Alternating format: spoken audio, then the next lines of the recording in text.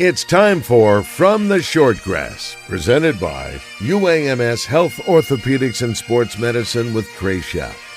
A golf podcast for those who love golf, struggle with golf, and just like to enjoy the outdoors and fellowship with friends, all while chasing a ball around, trying to put it in a 4 1/4 inch diameter hole. From the Shortgrass is presented by UAMS Health, Orthopedics, and Sports Medicine, and brought to you by Stevens Incorporated, an independent financial services firm with the freedom to focus on what matters most. By Beechwood Hospitality, we partner with you to deliver high-yield results by managing, developing, and investing in top-quality hospitality assets. And now, from the Shortgrass, here's your host, Trey Schaap. Welcome to another edition of From the Shortgrass, presented by UAMS Health, Orthopedics, and Sports Medicine. I am your host, Trey Schaap. Arlo White is an English sports presenter and commentator, and he grew up knowing at an early age what he wanted to do. He played cricket. He played soccer growing up. He didn't play a whole lot of golf, but he did pick up the game. You're going to learn a lot more about how he picked up the game and what he is doing now within the game of golf. In fact, Arlo White was the first ever play-by-play voice of LIV Golf on television. After working at BBC Radio and being the lead announcer for NBC Sports for the Premier League in the United States, he is now working for LIV Golf. I was able to catch up with him at LIV Golf Chicago a couple of weeks ago, and you're going to hear my interview with Arlo White coming up in minutes. UAMS Ortho Now is now open at the Orthopedic and Spine Hospital at UAMS Health. If you have an orthopedic injury, sports, work, or anything else, walk in and see the best in orthopedic care. No appointment is needed. Ortho Now open Monday through Friday, 8 to 8, and Saturday, 8 to noon. Conveniently located at the Orthopedic and Spine Hospital at UAMS Health. For more information, call 501-686-TOSH. That's 501-686-8674. I'm back with Arlo White after this. Stay with us. Strength is measured not by the number of accounts. Strength is placing value on relationships. It's having the vision and the guts to invest in growth. It's the commitment to responsibly manage your money. At Stevens, we believe that our strengths build success, not only for us, but for our clients. Stevens, member NYSE, SIPC. I'm Dr. Lowry Barnes. When it comes to orthopedic care, there's no place like the Orthopedic and Spine Hospital at UAMS Health. We built this hospital just for you, with state-of-the-art surgical suites, advanced technology, and the state's largest group of fellowship-trained orthopedic surgeons. It's the best place in Arkansas to get you moving again. And if you need urgent orthopedic care, UAMS Ortho Now is right here for you at the Orthopedic and Spine Hospital at UAMS Health, where motion lives and service leads. The next time you travel to El Dorado and need overnight accommodations, the Haywood Hotel is where you need to stay. The Haywood El Dorado Tapestry Collection by Hilton is a great place to stay if you're in South Arkansas listening to live music or playing the challenging Mystic Creek Golf Club. Take time and relax in their bar for a drink before going out on the town for dinner. The Haywood, 210 South Washington, right in the heart of downtown El Dorado. Search the Haywood El Dorado on the web or call 800-293-0718 for reservations. The Haywood, a Beechwood hospitality property. Welcome back to this edition of From the Shortgrass, presented by UAMS Health, Orthopedics, and Sports Medicine. I am Trey Schaap. Arlo James White, an English sports presenter and commentator, originally from Leicester, England. He is now the play-by-play commentator for LIV Golf League. He previously worked for NBC Sports' live coverage of the Premier League in the United States as their lead play-by-play commentator. He worked for BBC Radio, 5 Live as a football, cricket, and American football commentator, and he also worked for the Seattle Sounders Football Club and Chicago Fire Football Club of Major League Soccer. I was able to catch up with Arlo White at LIV Golf Chicago. I really think you're going to enjoy my interview with him. On the tee, Arlo White. Arlo, thanks for joining me on From the Short Grass. So do you remember the first time you picked up a golf club and tried to play this game? Oh, my goodness. The first time I don't particularly remember, but my dad was just a mad golfer. And whilst I was playing sports like cricket and soccer, and I was clearly better at those sports than my younger brother was very smart, and he sidled up and teamed up with my dad, and they became huge golf buddies. Mm-hmm. And my brother then managed and realized he'd picked a sport that he could kick my butt at for the rest of our lives. And obviously now I'm way too old to be playing soccer and cricket, even though I excelled in those sports. So it was a great decision by him. I loved playing, socially as well, with friends and going on golf tours, and Dad would get us along to his golf society trips and things like that. Success eluded me in playing golf, and I think with how busy you get in this career, particularly with soccer, which is you're doing 3 or 4 games a week, it was just harder and harder to get out. And I remember realizing that I'm not enjoying this as much as I should be, because I can't get any better, because I can't dedicate the time to it. So it was about 10 years ago when I just decided, I put the clubs into the garage and said, I'm not playing another round until I've had lessons. And I still haven't gone for that first lesson. But this is really being involved in LIV Golf and being around these people who live and breathe this sport. It's almost part of their DNA. The likes of David Fairty and Suan and Dom and Jerry Foltz and these guys. It's kind of almost by osmosis.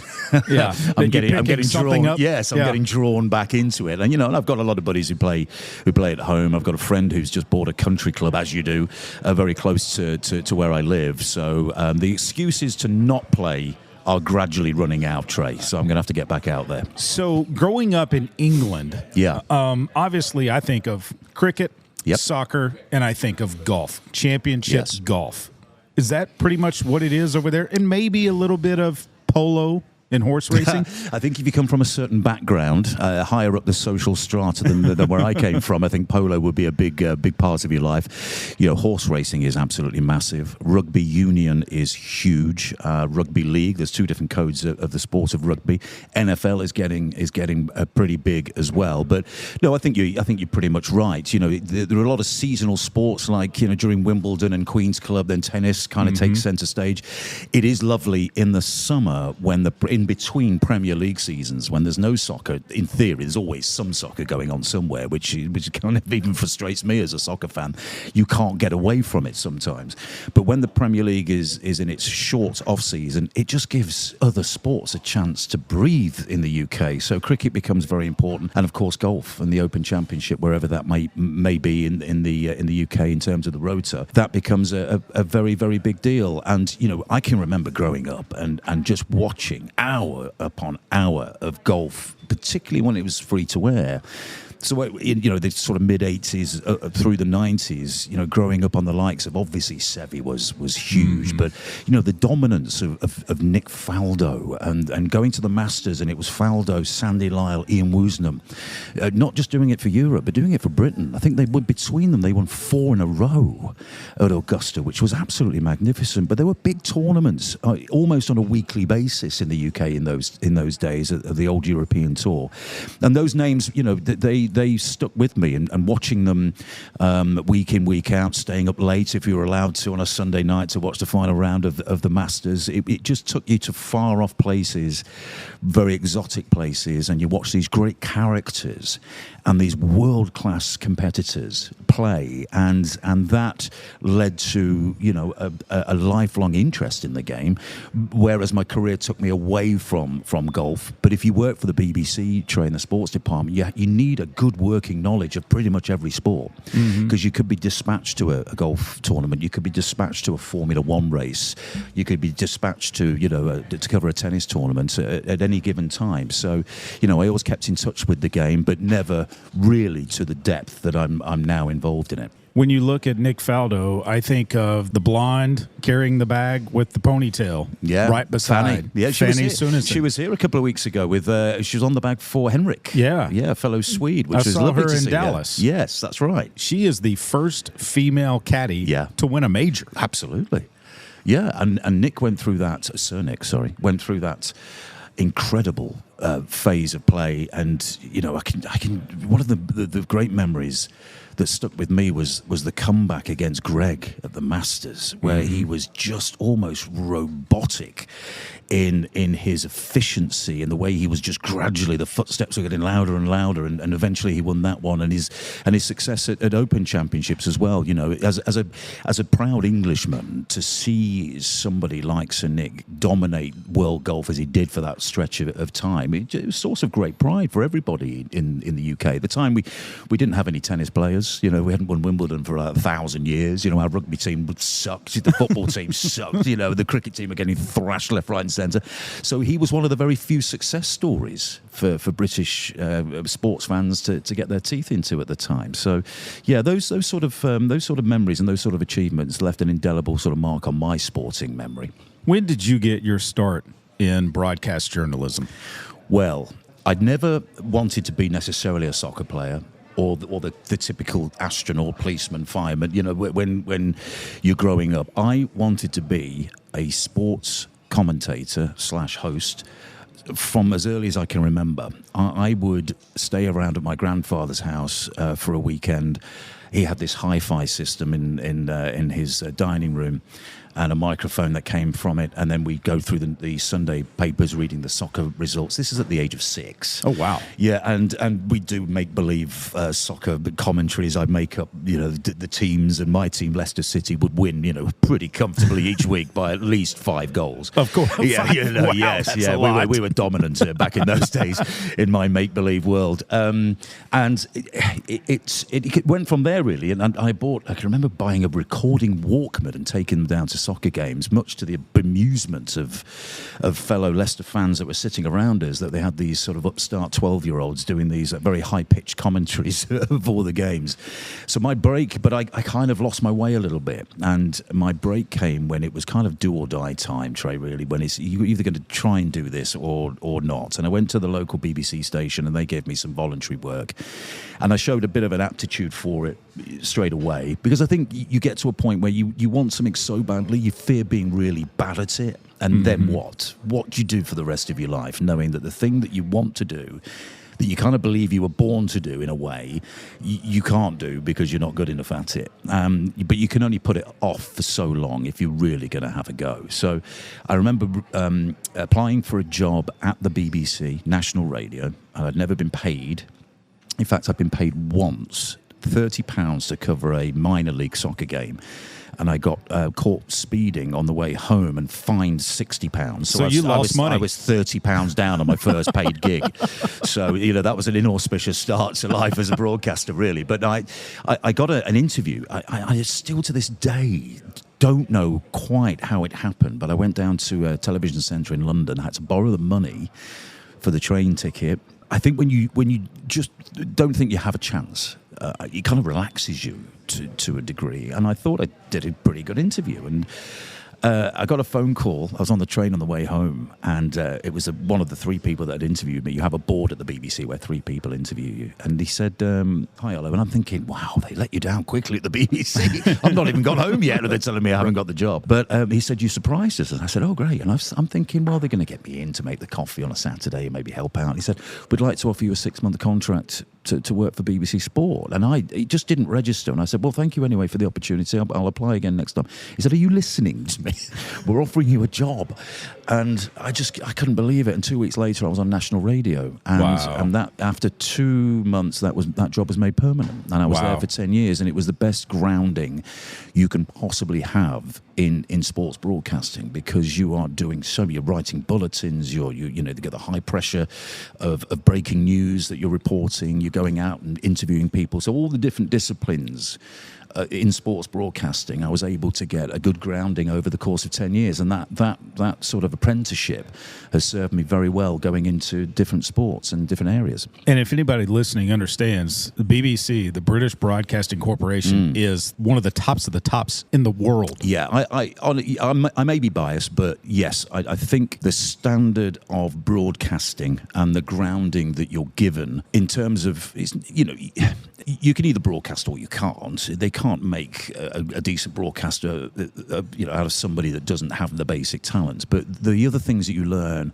are kind of editorial knowledge, journalistic knowledge, journalistic standards as well, not just firing out speculation. It has to be verified.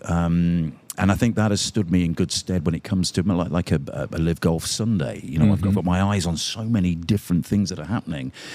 And editorially, I can see that a Caleb Surratt might be surging, or he might have bogeyed 5 in a row, and Legion 13 have dropped out of top spot, but then he's birdied a couple.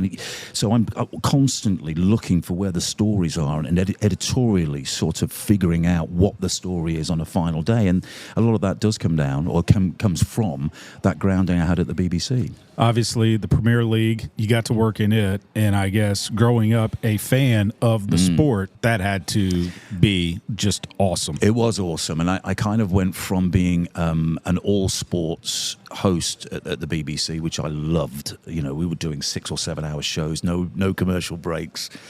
That was great, but I did want to specialise, and I wanted to be true to the young lad who wanted to be a football commentator, a soccer commentator. So I got the opportunity to go and do that with the Seattle Sounders in Major League Soccer, and then joined NBC as their MLS guy to start with. And then obviously NBC bought the rights and said, "Do you fancy going home?" And I was thinking, I've spent 15 years trying to get out of the UK. Now you're going to send me home. But you are sending me home to do the greatest job that I can imagine, which is the lead announcer for the Premier League coverage. And it was just amazing. And my team, Leicester City, who were not on the radar at all, suddenly at odds of 5,000 to 1, won the Premier League title.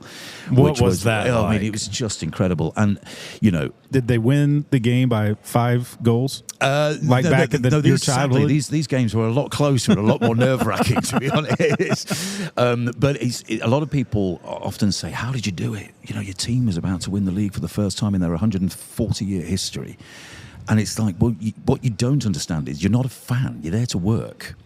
And it's a very different mindset. So the easiest part of every week for me, I mean, I was having recurring dreams, Trey, that we were going to lose the league on the last day by 1 goal or something, wake up in a cold sweat, and it was just so stressful. But the most calm that I was during the games, because I'm doing my job. I pick up a microphone, completely different mindset. You clear your brain totally. You've got to tell the story from both sides, journalistically, etc.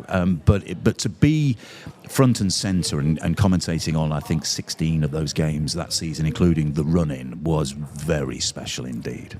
Obviously, LIV Golf, you are the first ever voice of the LIV Golf Tour on television. Yeah. How did you get this job? Well, it's incredible. Funnily enough, because it was an opportunity that came up towards the end of a contract at NBC, and certain things going on behind the scenes there that I wasn't particularly enamoured with.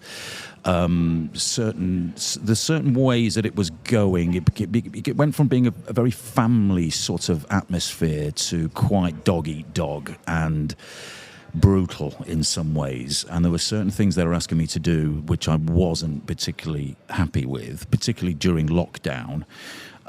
Because essentially I did 85 games. I stayed in. I didn't go out even when restrictions were relaxed. And I made every game sound like it was a World Cup final, because we had the empty stadiums, but I just cranked up the fake crowd noise and just made it sound like an event. And that took its toll a little bit. And I expected a little bit more respect from that organisation as a result of putting myself out there and doing all of that. But sadly that wasn't forthcoming. So in this industry, you kind of think, right, probably need to have a little look around here. And my agent said, "Have you ever thought about golf broadcasting?" And I said, "Well, to be honest, not really." But he mentioned this venture, and I'd heard obviously all about it. And I had a conversation with James Watson and Will Stager, and I remember it was on a Zoom, and I remember thinking, "Oh, I'm in.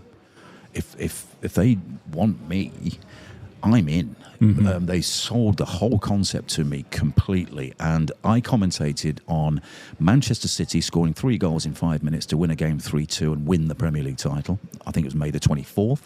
June the 8th, there we were at Centurion with Greg Norman next to us in the middle and Jerry on the other side, about to launch this epoch-shifting golf enterprise, and it was surreal, absolutely surreal, but thrilling at the same time. And I've not looked back since. And honestly, it was the best decision professionally and personally I think I've ever made.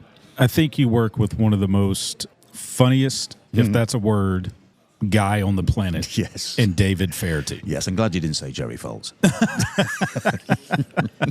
True. Although in fairness, Jerry is very funny. He is funny as well. What is it like working with Fairwit? He is fundamentally such an amazing human being to be around. He is generous. He is completely free of any ego. He's low maintenance, for the level of stardom and notoriety that he's received. And I always often like riding on the back of the golf cart when we're getting taken to the booth, and David will be in the front. And I love looking at the reaction of fans who realise that David Faherty has just driven past them. They're like, "Oh my God!" And it cracks me up because they love him. And well, maybe they're thinking, "Oh my gosh, that's Arlo." No, well, that's happened once, I think, and that was from a Ted Lasso fan, I think, who was probably in the wrong place. But you never know what's coming next. But I mean, his golfing knowledge is absolutely impeccable. His voice just sounds so soothing. He hasn't lost that wonderful Northern Irish accent. He has got so many stories to tell, so many jokes stored in his Rolodex up between the ears. He's just a joy to be around and to travel the world with, and I mean, he's just one of the best to ever do it, and to be around him and to listen to him, and to then almost be cracked up to the point where Jerry and I can't look at each other because he said something like it's landed on the green like a sack of clams, or something that's also a little bit close to the bone, maybe that others may be told off for, but Davey gets away with it, obviously.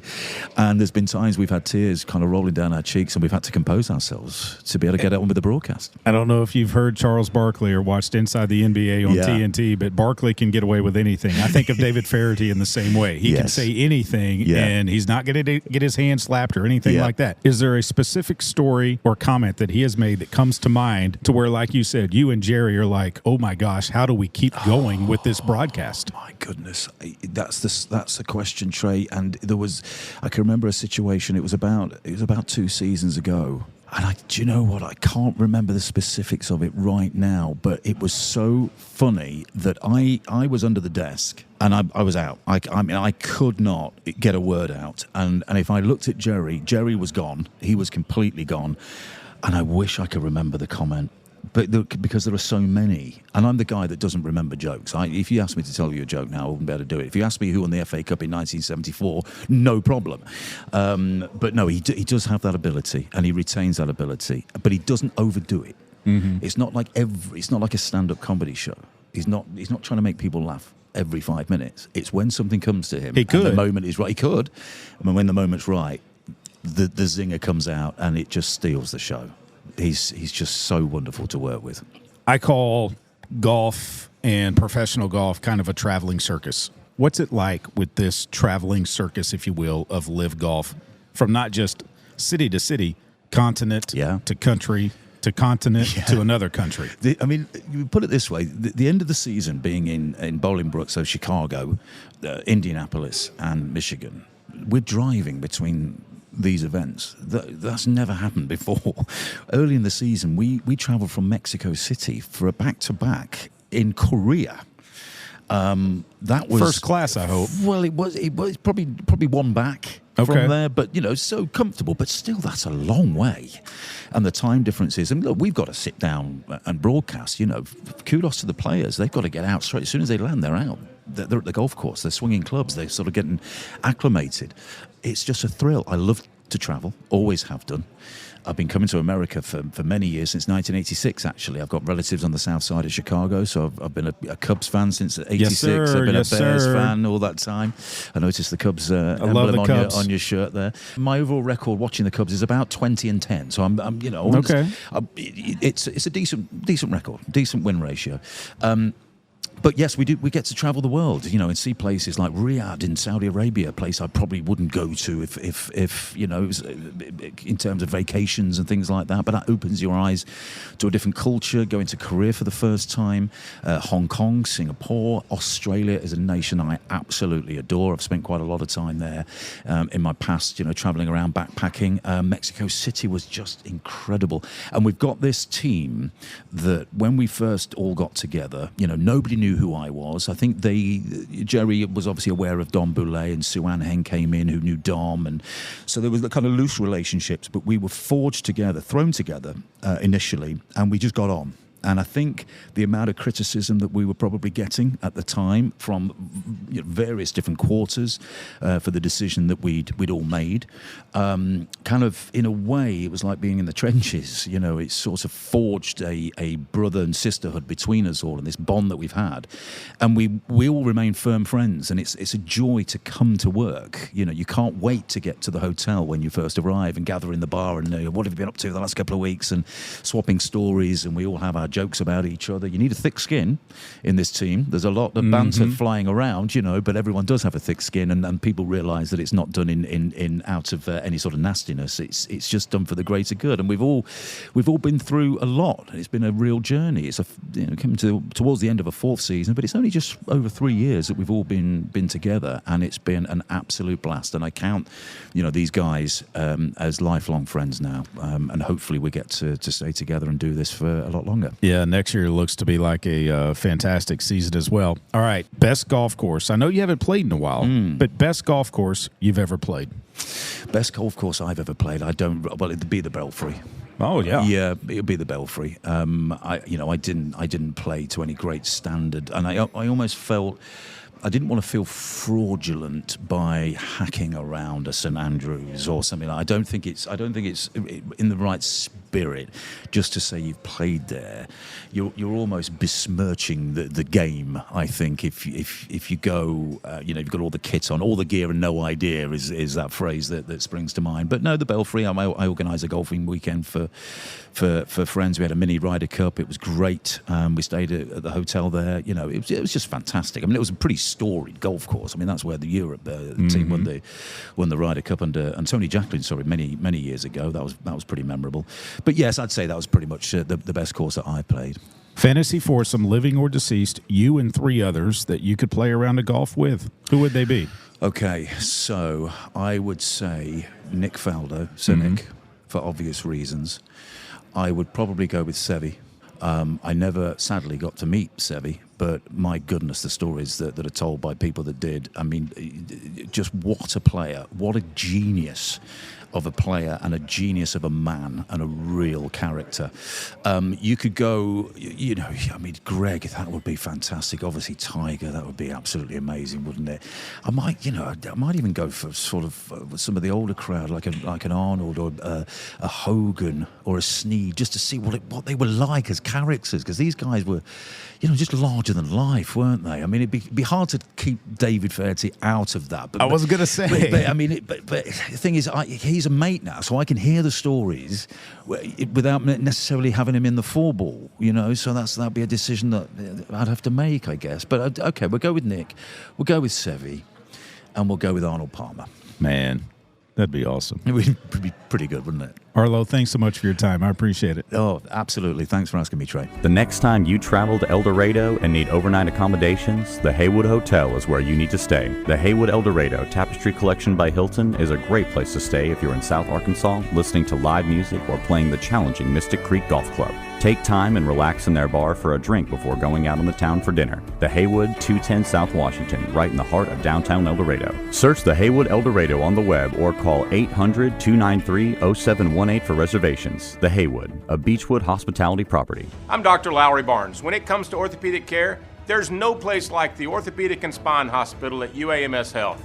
We built this hospital just for you, with state-of-the-art surgical suites, advanced technology, and the state's largest group of fellowship-trained orthopedic surgeons. It's the best place in Arkansas to get you moving again. And if you need urgent orthopedic care, UAMS Ortho Now is right here for you at the Orthopedic and Spine Hospital at UAMS Health, where motion lives and service leads. That's all the time for this edition of From the Shortgrass, presented by UAMS Health, Orthopedics, and Sports Medicine. I want to thank Arlo White, also those involved with LIV Golf League, for helping set up the interview with Arlo White. Remember, when you need an overnight place to stay, make sure you find a Beechwood Hospitality Hotel. Matthew Allen and Blair Allen, they know how to manage hotel properties. Beechwood Hospitality Group. When you find your ball mark on the green, fix it and a couple of more.